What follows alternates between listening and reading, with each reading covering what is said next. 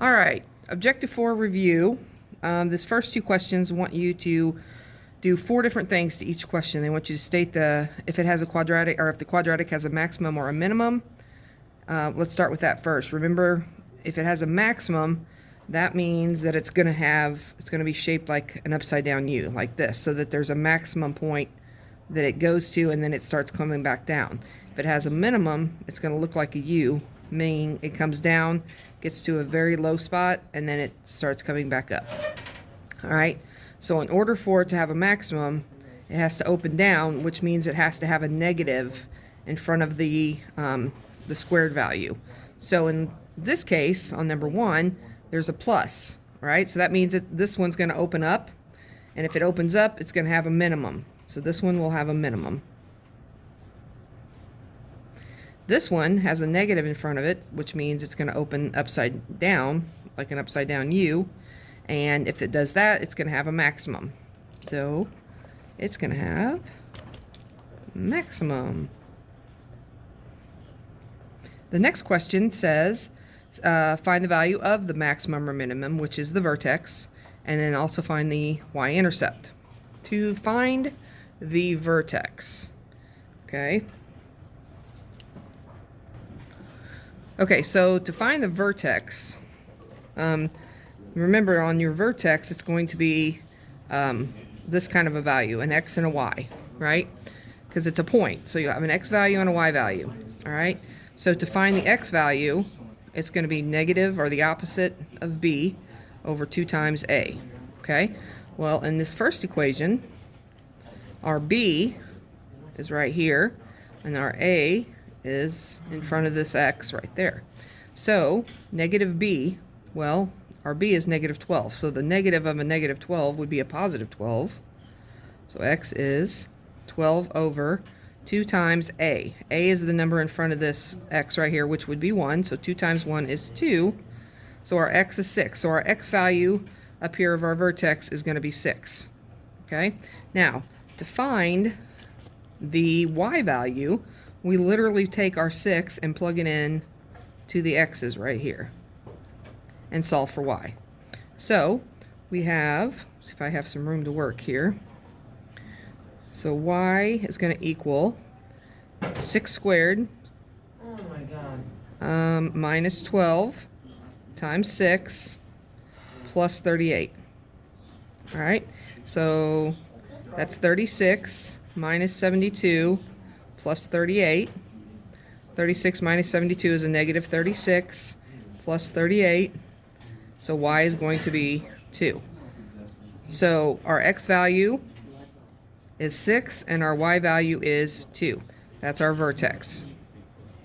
All right, so we can come over to 6 and 2 and put a dot. That's our vertex. And we know that this one opens up, so it's going to go something like this. But we're going to find out what the other values are to plot to be able to draw our parabola. So the next question, we found the vertex. Now to find the y-intercept, the y-intercept is going to be on the y-axis, so our x value is going to be 0. So if we put 0 in for x here and 0 in for x here, 0 squared is 0. Negative 12 times 0 is 0, so these are both gone, and that leaves us with 38. So our y-intercept is, well, I don't need to write is, equals 38. So y equals 38. Okay, so there's our y-intercept, there's our vertex, and then now it wants us to make a chart for x and y to find the other points to plot. So our first one we're going to put is 6 and 2, right? If I put 6 in for x, I get 2 for y. Now, this also is our axis of symmetry, meaning everything that happens here, if it happens on this side, it's going to happen on this side at the exact same spot. So that way I can pick, like, x is 8 and x is 4, and they should have the same y value. So let's try that. If I put 8 in for x up here, that would be 8 squared is 64, minus 12 times 8 is 96, and then plus 38. So 64 and 38 is 12, 10, 102. So a positive 102, and we subtract 6. Our 96 leaves us with a positive 6. So when x is 8, y is a positive 6. And then again, if I put 4 in for x, we're also going to get a positive 6. So we go to positive 8 and we go up 6. 1, 2, 3, 4, 5, 6. And then we go over to 4 and put a negative, or put a positive 6. So those are our points, and we just literally graph our parabola like that. All right, so on number 2, we already decided that we're going to have a maximum, and so let's find the vertex. And we do that. Remember, we need an x and a y. So x equals negative b over 2a. So our negative b would be 20, negative 20. And 2 times negative 2 is a negative 4. So negative 20 over negative 2 is a positive 5. So our x is a positive 5. Now we take our x and we plug it in for these x's to find y. So y equals negative 2 times 5 squared, and then plus 20 times 5, and minus 51. So y is going to equal, there's 25 times negative 2 is a negative 50. 20 times 5 is a 100, and then minus 51. So negative 50 and a negative 51 is a negative 101 plus 100, so y is going to be a negative 1. So our vertex is 5, negative 1. So we go to negative 5, or positive 5, negative 1, and put our dot. Now, we know that it's a maximum and it has a negative sign, so it's going to open upside down like this. So we know our answers when we plug these numbers in for x are going to be in this area somewhere. Okay? So first of all, the y-intercept, again, all you have to do is put 0 in for x here and here. That's going to make that 0, that's going to make that 0, so you're left with a negative 51. So our y-intercept is negative 51. Okay, our vertex, there's that. Then, and they want us to make a table. Okay, x and y. We know that when x is 5, y is negative 1. So we want to pick a number to the right of 5 and a number to the left of 5. So I'm just going to pick 6 and 3.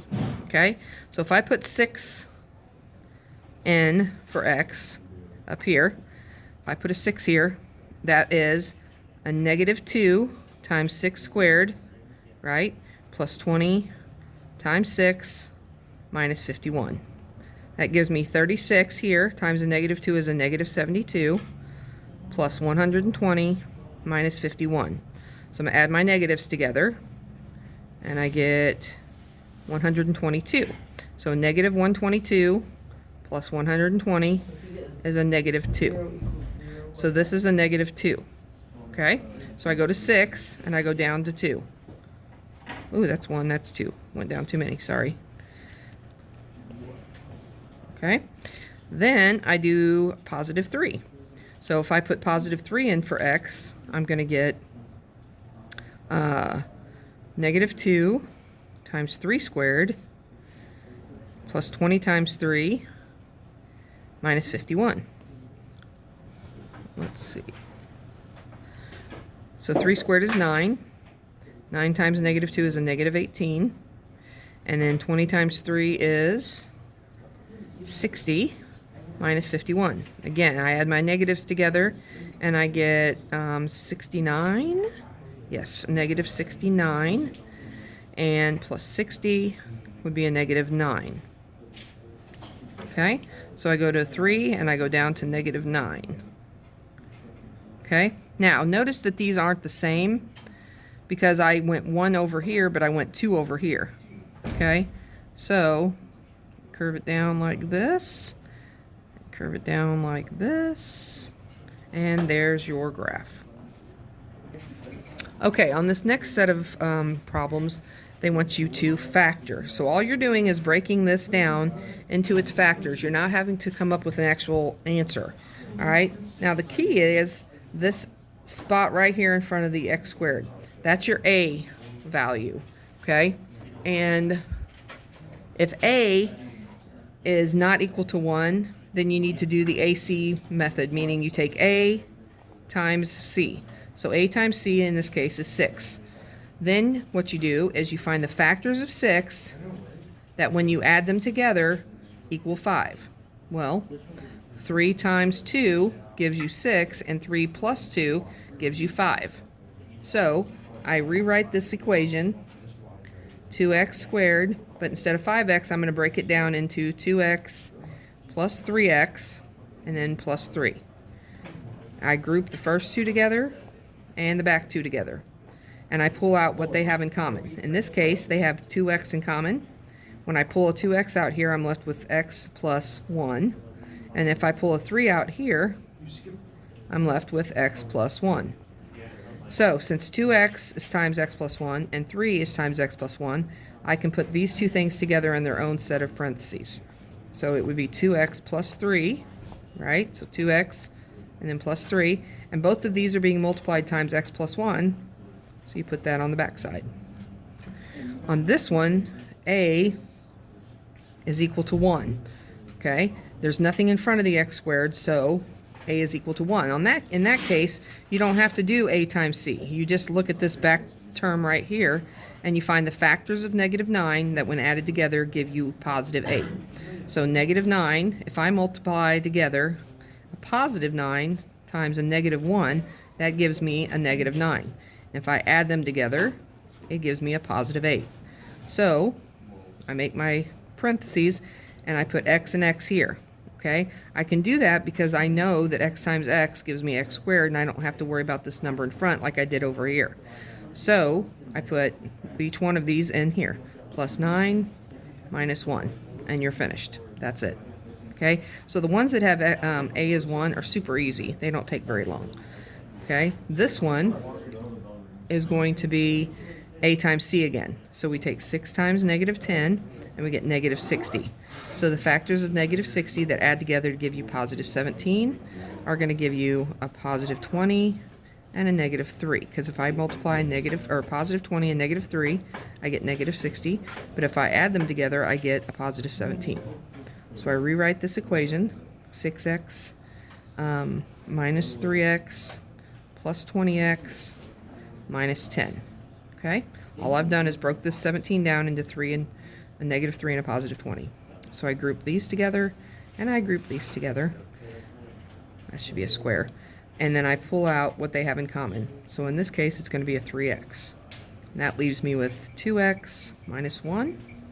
And then here I can pull out a 10. And that leaves you with an x minus 1. Okay? Again, I can take this 3x and this 10 and put them together in a set of parentheses. So 3x plus 10, and then 2x minus 1. Oops, that should be a 2 right there. There we go. And then 2x minus 1. Okay? All right, on these, they want you to actually solve the equation. So you have to figure out what the values of x are that's going to make this statement true. You do that by, number 1, factoring like you did up here. Then you take those factors that you end up with and you set them equal to 0 and solve for x. So if we factor this one, first thing we're going to have to do is move this 5 back over to this side. So if I subtract 5 from both sides, I end up with x squared plus 4x minus 5 equals 0. Okay? So again, since this has a 1 in front of it, we can automatically put our x's here because this number is a 1. And then look at our factors of -5 that add up to be 4. So -5, I can do positive 5 times a -1 would give me a -5, but if I added them, it gives me a positive 4. So this one of them would be a positive 5, and one of them would be a -1. Okay? So there's our, and that equals 0, right? Because we had equals 0 here. So now, if I can get this to be 0, no matter what this is, 0 times this is going to be 0. And if I can get this to equal 0, then 0 times whatever this is would still equal 0. So I set each one of them equal to 0. Right? And then I solve for x. So here I would subtract 5 from both sides, and I get x is -5, and I add 1 to both sides here, and I'd get x equals 1. So there's my answers. You're going to have 2 answers.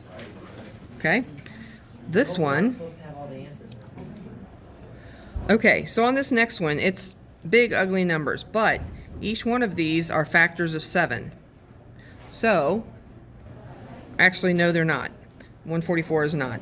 So, we have to take 44 times 144. Okay, so after further inspection, I realize that this is actually a perfect square. Okay, so this is a perfect square of 7 times 7, and this is 12 times 12. So if I put 7x squared here, not 7x squared, 7x here, and 7x here, because that's the perfect square of that, and then I make positive 12 here and a negative 12 here. For the love of God. It's not the difference is perfect squares. That's a positive, and so these are going to have to both be negatives. See, even teachers make mistakes. All right, so negative and a negative. That way, when you multiply the middle and add it to the outside multiplied together, you get a negative 168. So again, these equal 0. So you're going to have to set 7x minus 12 equal to 0. I add 12 to both sides, and you get 7x equals 12. Divide by 7, and x is going to be 12/7. Now, you're only going to get one answer because both of these factors are exactly the same. So normally you set each one of them equal to 0, but since they're the exact same thing, you don't have to set both of them equal to 0. All right. Sorry that one was such a mess. Okay, this one is not a perfect square, so we do take 10 times -3, a times c, and you get -30. So the factors of -30, that when you add them together give you a -13, would be 15 and 2. So it's a -13, so it's going to be a -15 and a +2. -15 times a +2 is a -30, and -15 plus 2 is a -13, which is what we need here. Okay, so we rewrite this equation, 10x squared, and then instead of -13, I'm going to put -15, or +2, I'm going to put it here, +2x plus 15, doggone it, minus 15x, because -15x plus 2x is -13x. That's all I've done is rewrite this middle part. And then -3 equals 0. Okay? I group these first two together, and I group these back two together. All right? What these two have in common is 2x. So if I divide this by 2x, I end up with 5x plus 1 left over. And then if I take out a -3 here, I'm going to have a +5x and a +1, which is perfect because these should be the same. So now I can take 2x and -3 and put them in their own set of parentheses. Make sure you guys can see that. Good. So 2x plus 3 minus 3, 2x minus 3, and then this, what these have in common, so 5x plus 1. And that all equals 0. Okay? So now I have to take each one of these and set them equal to 0. So 2x minus 3 equals 0, and 5x plus 1 equals 0. Because again, if I can get either one of them to be 0, the whole thing's 0. So I add 3 to both sides, and that leaves me with 2x equals 3. And when I divide both sides by 2, x is going to be 3/2. Over here, I subtract 1 from both sides, and I have 5x equals -1. And then I divide by +5, and I get x is -1/5. So both of these are your answers, 3/2 and -1/5. Okay. Over here, basically we can pull out a 2k out of this, right? And if I pull out a 2k, that leaves me with a k plus 3 here equals 0. So now 2k equals 0, or k plus 3 equals 0. If I divide both sides by 2, k can be 0, right? And if I subtract 3 from both sides, k can be -3. So again, both these are your answers. All right, on this back side, we have some simplifying of radicals. If it has a negative in it, then you know that you're going to have to pull out a -1. Okay, so I'm going to rewrite this as, negative, the absolute value of the square root of a -1 times the square root of 64. Because -1 times 64 gives us a -64. But the square root of -1 is I, right? And then the square root of 68 is plus or minus 8. Because I could do a -8 times a -8 and I would get a 64, right? So now when you put these together, it is plus or minus 8i. Okay? This one is not a perfect square, but it does have the negative in it, so it's going to be the square root of -1 times the square root of 32.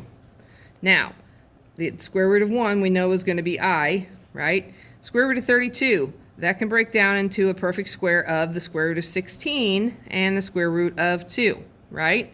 The square root of 16 is 4, and the square root of 2 stays the square root of 2. This is plus or minus 4. And then we've got the I, right? So your answer here, trying to find a place, well, we're not going to do these, so we'll just use this. So we've got plus or minus 4i square root of 2. That's your answer. Okay, that's supposed to be a square root sign. And you don't have to do 13, 14, and 15, or 18 and 19. Okay, we already did those, but okay, on this one, I would, first of all, multiply it by a negative, or take the -1 out. And so you have -1 times the square root of 9 over 16. Okay? That, again, is going to give you an I, right? Here, we can separate this. So now we have I times, we can put square root of 9 over the square root of 16. Well, the square root of 9 is 3, and the square root of 16 is 4, plus or minus, right? So it's going to be plus or minus 3 over 4i. All right, again, we didn't have to do these next ones. You didn't have to do those. I do want you to do these because I feel like you should be able to do them because it's literally just combining like terms. Okay, so with this addition sign in the middle, you don't do any distributive property or anything like that because you're just adding. So these really could be rewritten as 7 plus 4i plus 3 minus 2i. And you legitimately just add like terms. 7 plus 3 is 10, and 4i minus 2i is 2i. That's all you do. That's it. That's your answer. Okay? Over here, this minus sign means you're subtracting all of this. So you do have to, when you rewrite this, you're going to have 6 plus 7i and then minus 8, because you're subtracting the 8, and you're also subtracting a -12. So minus a minus becomes plus 12i. Oops. Okay? So again, now we just combine like terms. We have 6 and we have a -8. So 6 plus -8 is a -2. And then 7i plus a 12i is 19i. So -2 plus 19i, or it could be 19i minus 2. Whichever way you want to write it, it's the same thing. Again, you don't have to do 18 or 19. All right, now for 20 through 27. Again, this is another one where they want you to find multiple answers to the same problems. Okay, so first they want you to find the discriminant. The discriminant is b squared minus 4ac. Okay? Then they want you to describe the number and the type of roots. So a thing to remember here, and you might want to write this somewhere on a note card or whatever, I don't know. But if the discriminant is, and I'm just going to use it as a capital D, okay, that means discriminant. If it is greater than 0, so bigger than 0, and it's a perfect square, okay, then you're going to have 2 rational roots, meaning it's going to cross the x-axis on 2 rational numbers, okay? Then if you have D, the discriminant, this right here, and the answer that you get when you plug it in is greater than 0 but not a perfect square, okay, then you get 2 irrational numbers, meaning where they cross the x-axis will be on 2 irrational numbers. All right, if the discriminant equals 0, then you're going to have 1 rational root. Means it's only going to cross the x-axis in one place and it'll be a rational number, okay? And if D is less than 0, then you're going to have 2 complex, meaning you're going to have an I in the answer. So like the I's that we have up there, okay? Imaginary numbers. All right, and then we have to solve by using the quadratic formula for the rest of it. So, which isn't too difficult once you find the discriminant. It's not negative b squared, it's just b squared. All right, so on here, we know that 9 is our A, 6 is our B, and -3 is our C, okay? So, if we plug it into this equation, our discriminant, b squared is going to be 36 minus 4 times A is 9 and C is -3. So if we crunch that down, we get 36 minus, let's see, that's 36 times 3 would be 108, and it's a negative times a negative, so it's a positive 108. So 108 plus 36 is 144, I believe. 36 plus 108, yeah, 144. So your discriminant equals 144. So since our discriminant is greater than 0 and it is a perfect square, we're going to have 2 rational roots, okay? Meaning, now that's just all you do. All you have to do is look at your little chart here and say, okay, yes, it's greater than 0 and it is a perfect square, so we'll have 2 rational roots. Okay, so that's the first part of the question, is the discriminant. This is A, right? And then your B answer is going to be 2 rational roots. Okay, and then your C, you plug everything into the quadratic formula, which, again, the quadratic formula is going to be -b plus or minus the square root of b squared minus 4ac, or the discriminant, right, over 2a. So we already know this stuff in here, right? We just solved it, 144. So all we have to do is take that 144 and plug it in here and then fill in the other 2 things. So our -b is going to be -6 plus or minus the square root of 144, because that goes there, right? And then we're going to divide that by 2 times a, so 2 times 9 would be 18. Now we just clean it up, all right? -6 plus or minus 12 over 18. Again, this is going to give us 2 answers, because if I take -6 plus 12, that gives us a positive 6 over 18 would give us 1/3, right?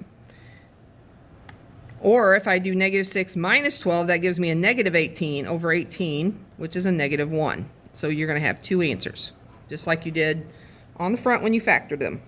Okay? So this one, to find the discriminant, we do b squared, which is -4 times -4 is 16, minus 4 times a is 1 and c is 1. So 16 minus 4 is 12.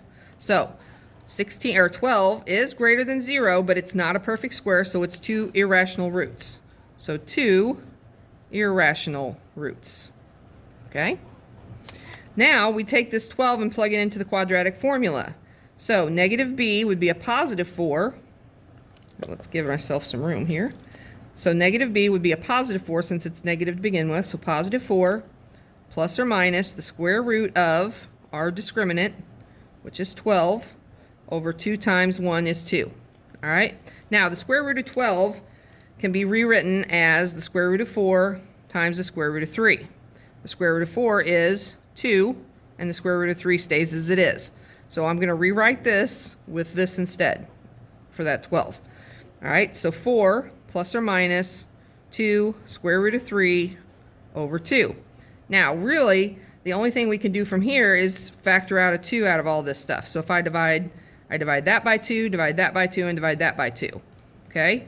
So if I divide 4 by 2, it leaves me 2, plus or minus 2 divided by 2 is 1, which you don't have to write there, but then you've got the square root of 3 left, and on the bottom you have a 1, and again, you don't have to write that. So your answer is going to be 2 plus or minus the square root of 3. Okay? Good. All right, your discriminant, these are pluses, by the way. All right, your discriminant here is going to be b squared, which is 4, minus 4 times a is 2, and c is 5. Okay? So that gives us 4 minus 8, 20, minus 40, right? Which is negative 36. So if it's a negative, we have 2 complex roots. D is less than 0, 2 complex roots. So there's your discriminant, and you're going to have 2 complex roots. Okay? Now, when I plug negative 36 in to the quadratic formula, we start with a negative b plus or minus the square root of a negative 36 over 2 times 2 is 4. Let's just put 4 there. Okay.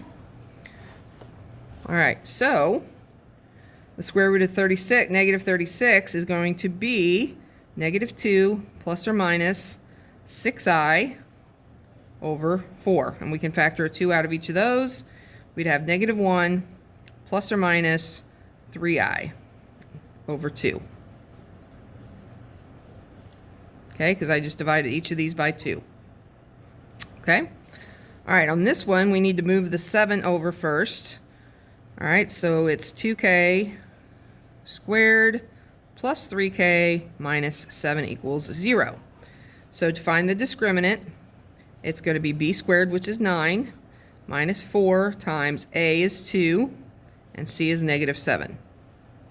All right, so that would be 28 times 2 is 56. So 9 plus 56 would be 65. Okay, now 65, let's look at our chart. It's greater than 0, but it's not a perfect square, so it's going to be 2 irrational roots. Okay, so here's our first answer. Our second answer is going to be, well, let's put it over here. 2 irrational roots. Okay, now we plug that into our quadratic formula, which is negative b would be a negative 3 plus or minus the square root of our discriminant is 65 over 2 times a. So 2 times 2 is 4. And it looks like that's what's going to stay. You can't really reduce the 65 down to anything that would factor out. So I would just leave it negative 3 plus or minus the square root of 65 all over 4. And that's going to be your answer. Okay, this one, 24, that's a plus 2x and a plus 7, we'll say. It looks like dividing signs, but it's not. All right, so our discriminant is b squared would be 4 minus 4 times a is 1 and c is 7. So 4 minus 28 is a negative 24. If it's a negative, it's going to be 2 complex roots. So there's our discriminant, and it's going to be 2 complex roots. Okay? So we plug our negative 24 into the quadratic formula. Negative b would be a minus 2 plus or minus the square root of our discriminant is a negative 24. All over 2 times 1 is 2. So the square root of negative 24. Let's come over here to the side. Square root of a negative 24 is a square root of negative 1 times the square root of 4 times square root of 6, right? Negative 1 times 4 is a negative 4. Negative 4 times 6 is a negative 24. So this becomes I, this becomes 2, and that stays the square root of 6. So what you have here is 2i square root of 6. All right, that's what this negative 24 becomes. So negative 2 plus or minus negative 2i square root of 6 all over 2. So as you can imagine, we can factor a 2 out of everything. And that leaves us with, where should I write it? Let's see. Negative 1 plus or minus negative I square root of 6. And that's it. Okay, which actually, yeah, that's fine. Okay. Now we need to move this negative, or this 4x over here by subtracting 4x from both sides, and that'll give us, how about if I move over so you can see it? So that'll give us 2x squared minus 4x plus 11 equals 0. Here's our a, there's our b, there's our c. So b squared is going to be 16 minus 4 times a is 2 and c is 11. It's going to be a big one. All right, so we have 16 minus 88. 4 times 2 is 8. 8 times 11 is 88. So 16 minus 88 equals a negative 72.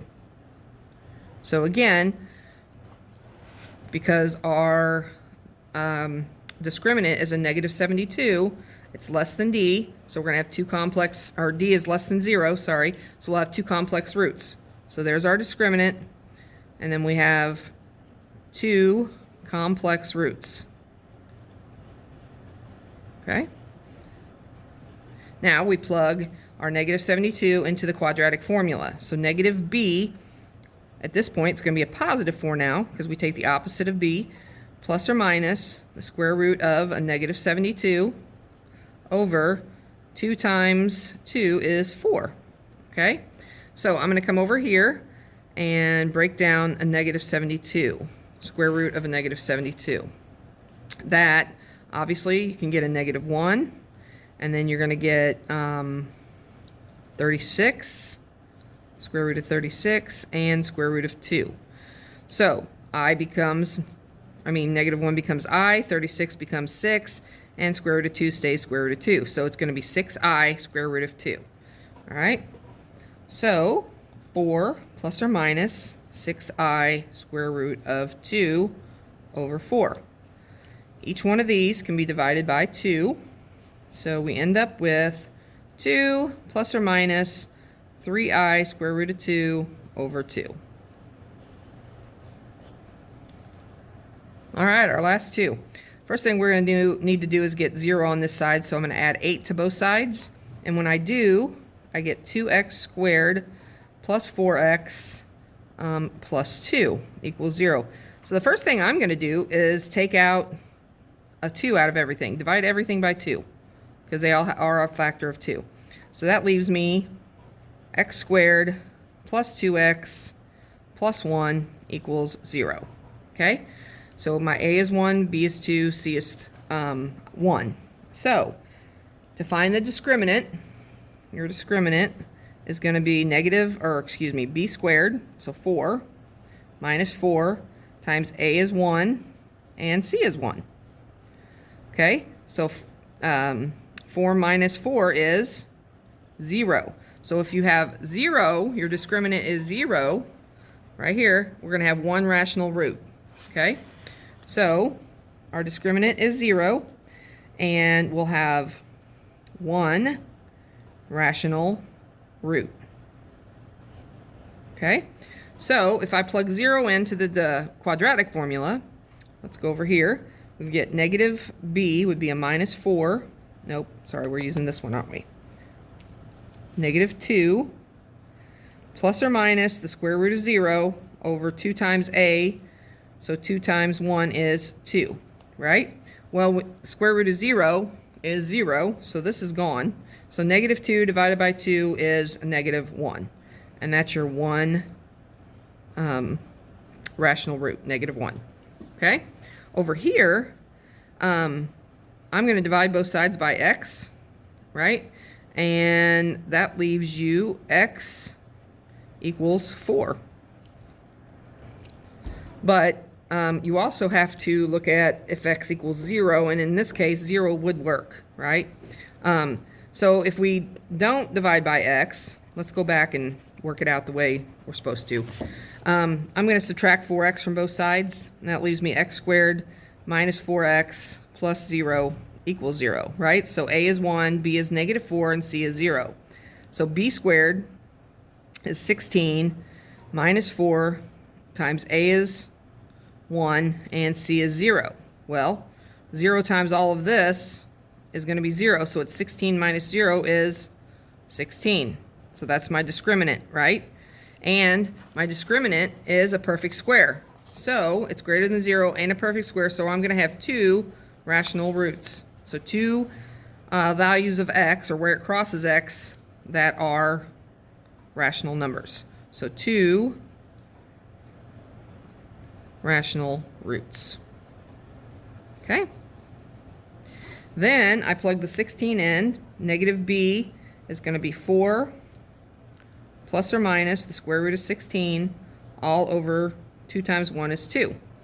So that gives us 4 plus or minus 4 over 2. So 4 plus 4 is 8. 8 divided by 2 is 4. And 4 minus 4 is 0. 0 divided by 2 is 0. So again, we'll have 4 and 0.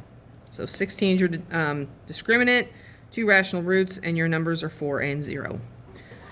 Okay, so I kind of flew through this. If you have questions, please make sure you come see me about them, and your test will be tomorrow.